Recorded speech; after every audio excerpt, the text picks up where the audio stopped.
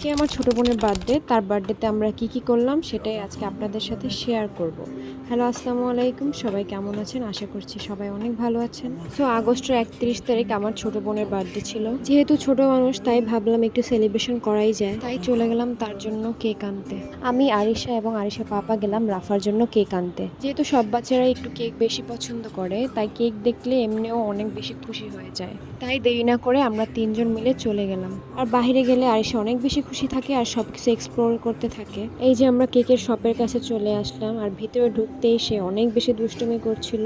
এই শপের কেকগুলো আমার বরাবরই অনেক বেশি পছন্দ, তাই এখানেই চলে আসলাম দেরি না করে। আর কেকগুলো খুবই সুন্দর ছিল। এদের কেকগুলো দেখতে যেমন সুন্দর হয় তেমন খেতে খুবই টেস্টি হয়। কেকটা চয়েস করে আমরা ভিতরে একটু হাঁটাহাঁটি করছিলাম। তারপর আমি চলে গেলাম কেকের উপর কি লেখা হবে সেটা তাদেরকে বলে দেওয়ার জন্য। আর সে এখানে হাঁটাহাঁটি করছিল, সবকিছু এক্সপ্লোর করছিল।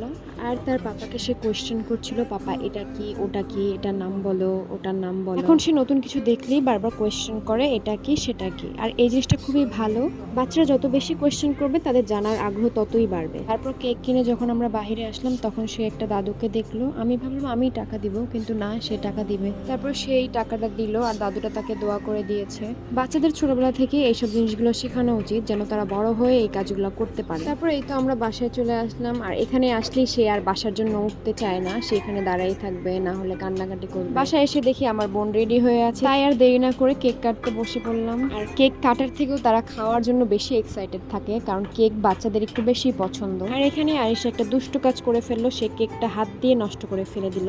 তারপর এমন ভাব করছে যে যেন সে কিছুই বুঝতে পারছে না। সবকিছু ইগনোর করে আমরা কেক কাটতে বসে পড়লাম, যেহেতু সবাই ওয়েট করছিল। বাচ্চাদের একটু হ্যাপি করতে পারলে আসলে অনেক বেশি ভালো লাগে, কারণ ওরা অল্পতেই অনেক বেশি খুশি হয়ে যায়।